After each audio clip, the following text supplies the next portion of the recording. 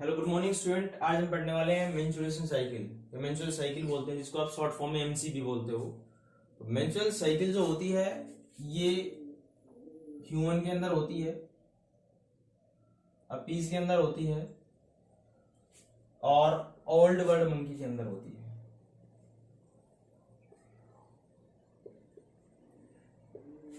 इन सब के अंदर ये होती है जो मेंस्ट्रुएशन साइकिल होती है ये, और ये टोटल एवरेज 28 डेज की होती है ये। ठीक है। थर्ड क्या है इसके बारे में, ये जो मेंस्ट्रुएशन साइकिल जो होती है फर्स्ट जब ये शुरू होती है फीमेल के अंदर, अगर हम बात करें ह्यूमंस की तो ह्यूमंस के अंदर 20 से 15 जो ईयर्स की जो गर्ल्स होती हैं उनके अंदर सबसे पहले आती है, और जो फर्स्ट मेंस्ट्रुएशन साइकिल जो आती है उसको मेनार्ची बोलते हैं।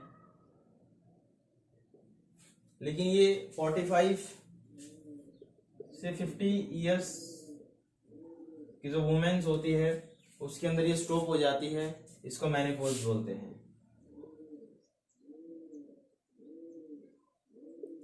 तो ये मेनोपॉज एक एज होती है जिसके अंदर या एक फेज होता है जिसके अंदर ये फीमेल के अंदर ये जो मेंस्ट्रुएशन साइकिल जो होती है स्टॉप हो जाती है, फॉर्मेशन ऑफ ओवम जो होता है वो बंद हो जाता है। तो यानी कि जब सबसे पहले जो फीमेल्स के अंदर आती है, ह्यूमंस की अगर बात करते हैं हम, तो 20 से 15 ईयर्स के अंदर सबसे पहले देखी जाती है ये मेंस्ट्रुअल साइकिल। ठीक है। और इसका मेनार्ची बोलते हैं।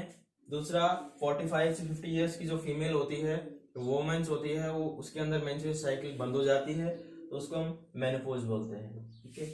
अब क्या होता है कि जो मेंस्ट्रुएशन साइकिल जो होती है इसके अंदर डिफरेंट फेजेस होते हैं जिसके अंदर कंप्लीट होती है। तो फर्स्ट जो फेज आता है वो आता है ब्लीडिंग फेज, जिसको आप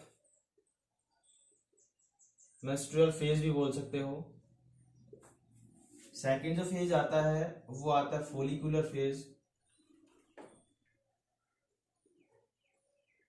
और जो थर्ड फेज आता है वो आता है सिक्रेटरी फेज।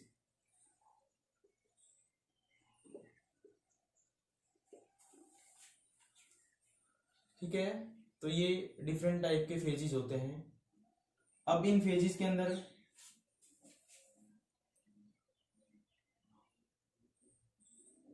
ये जो 3 फेजेस होते हैं, इन फेजेस के अंदर डिफरेंट टाइप के स्टेप्स इन्वॉल्व होते हैं। ठीक है।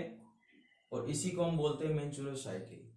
कि एक बार कोई भी चीज बनती है, फिर वो डिस्ट्रॉय हो जाती है, फिर दोबारा बनना शुरू हो जाती है, फिर डिस्ट्रॉय हो जाती है, फिर बनना शुरू हो जाती है। तो एक टाइप की साइकिलिंग होती है ये। ठीक है। इसी को इसलिए इसको हम मेंस्ट्रुअल साइकिल बोलते हैं।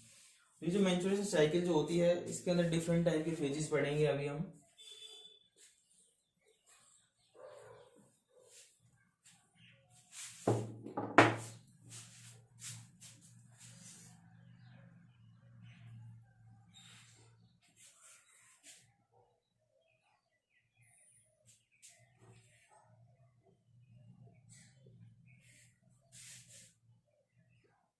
देखो हमने एक लाइन ड्रॉ की है जिसके अंदर हम दिखाएंगे कि 1 से 28 डेज की ये मेंस्ट्रुअल साइकिल होती है।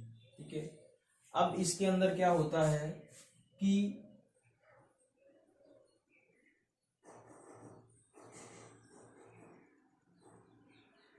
तीन या 4 दिन तक फीमेल के अंदर ब्लीडिंग होती है। इसी को हम ब्लीडिंग फेज बोलते हैं। ये ब्लीडिंग फेज के अंदर क्या होता है कि अनफर्टिलाइज्ड एग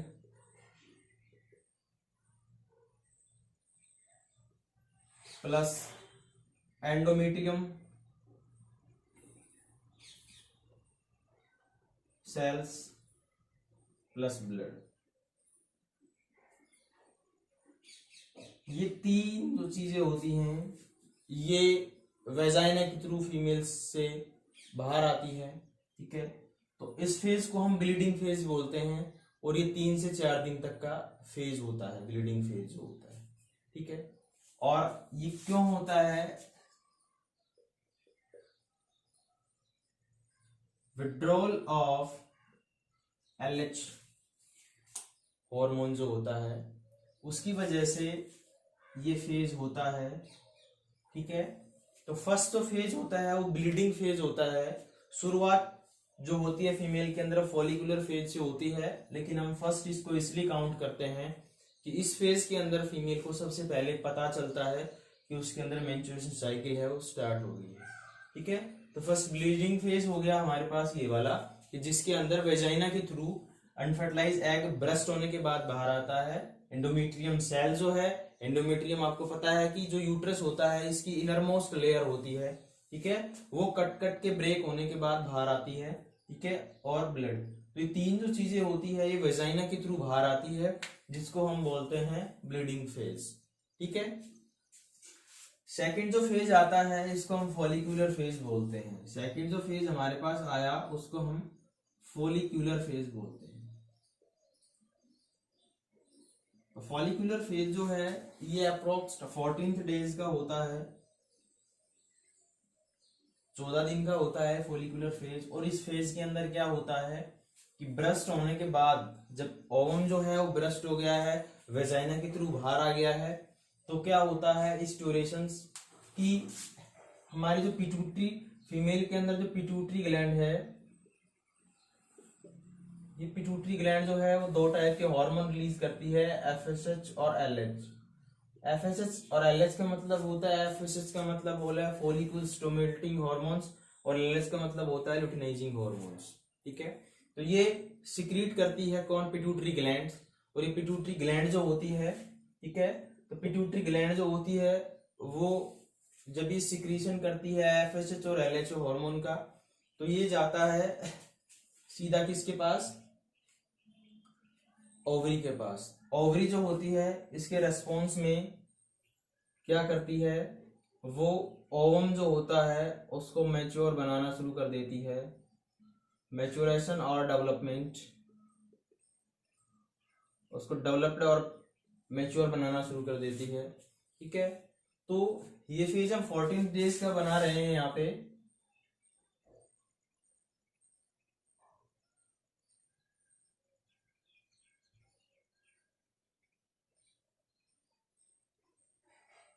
ठीक है, 3 से 4 डेज तक हमने ब्लीडिंग किया है, यहाँ पे ब्लीडिंग शुरू हुआ है, ब्लीडिंग हो गया है। अब ब्लीडिंग के बाद फॉलिकुलर फेज आएगा, वो लगभग 14 डेज का होता है, तो हम 18 तक शो कर रहे हैं यहाँ पे। ठीक है, लेकिन क्या होता है यहाँ पे 14th डे पे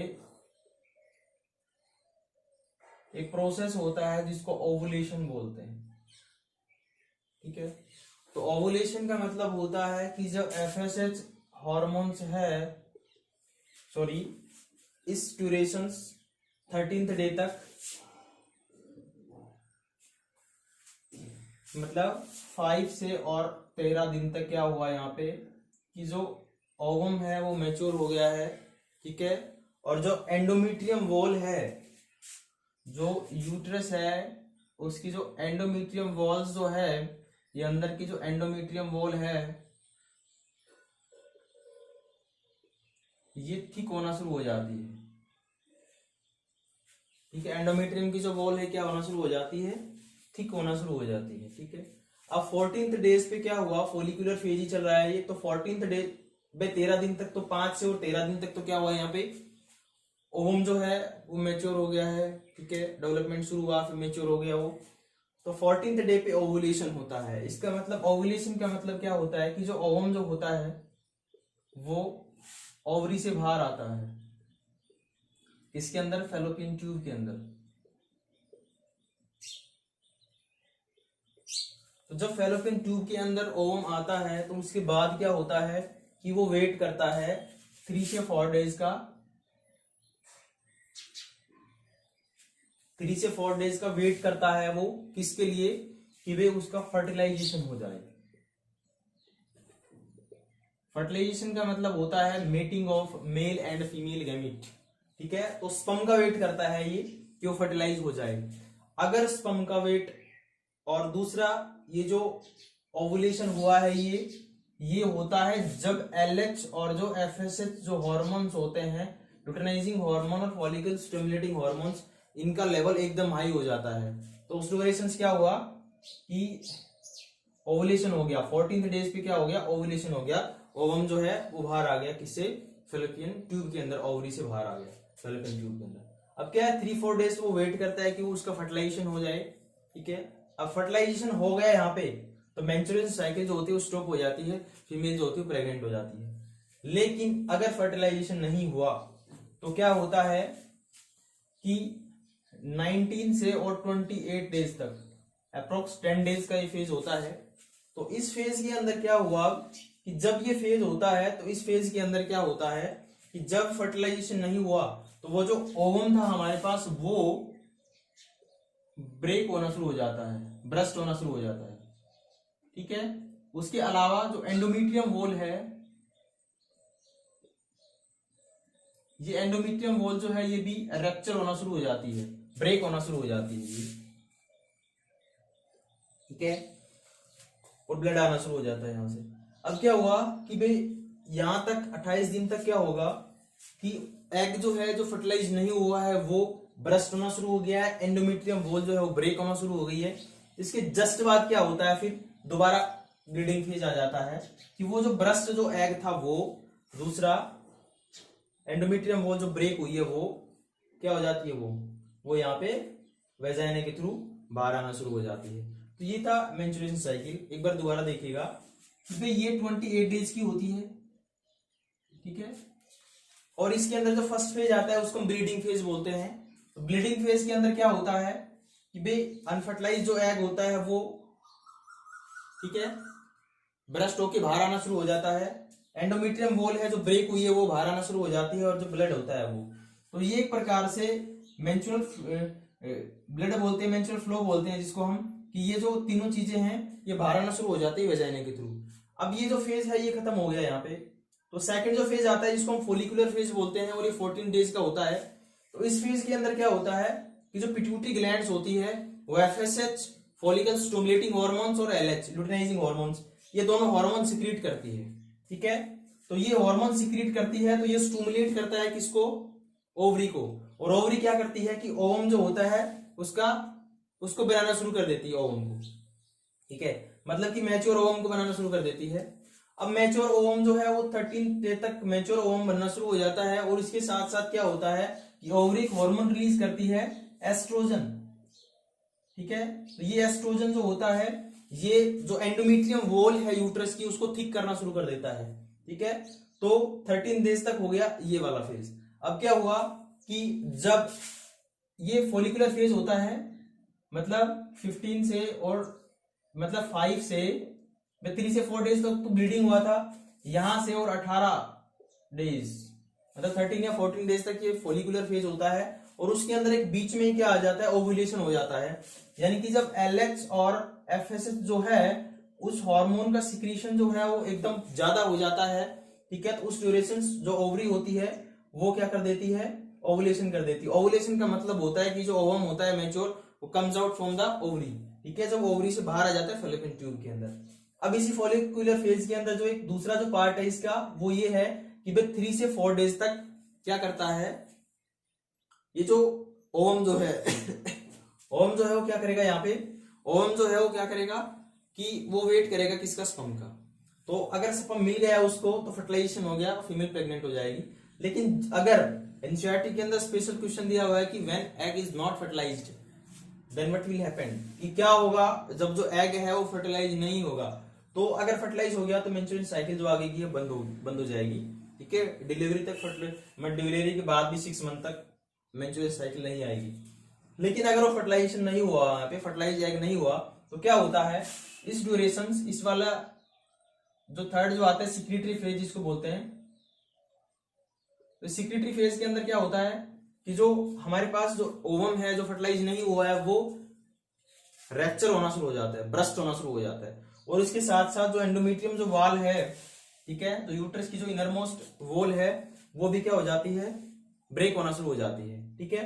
तो ये दोनों के दोनों लगभग 10 डेज तक ये ब्रेक होते हैं, ठीक है, ब्रस्ट होता है। अब उसके बाद क्या होता है फिर ब्लीडिंग फेज आ जाता है कि वो जो ब्रस्ट हुआ है वो अनफर्टिलाइज जो एग है वो, दूसरा एंडोमेट्रियम वॉल है वो जो ब्रेक हुई है वो वेजाइना, और जो ब्लड है वेजाइना के थ्रू बाहर आना शुरू हो जाते हैं। तो इस फेज को हम बोलते हैं ब्लीडिंग फेज, ठीक है। तो फर्स्ट ब्लीडिंग फेज, फिर फॉलिकुलर फेज, फिर सिक्रीटरी फेज, ठीक है, तो 3 टाइप के फेज होते हैं। उसके अंदर 14th डेज पे याद रखना ओव्यूलेशन होता है, जब LH और FSH हार्मोन्स जो होता है वो क्या हो जाता है, ज्यादा हो जाता है। तो ये वाला था मेंस्ट्रुअल साइकिल के बारे में, ठीक है। लेकिन जो एज होती है 45 से 50, उसके अंदर फीमेल जो होती है उसके बाद मेंस्ट्रुअल साइकिल जो होती है वो स्टॉप हो जाती है, ठीक है। एक दूसरी चीज बता देता हूँ यहाँ पे कि 14th डे पे जो ओव्यूलेशन हुआ है इसके बाद का जो टाइम पीरियड है वो हमेशा सेम रहता है, लेकिन ये जो टाइम पीरियड है 1 से और 14,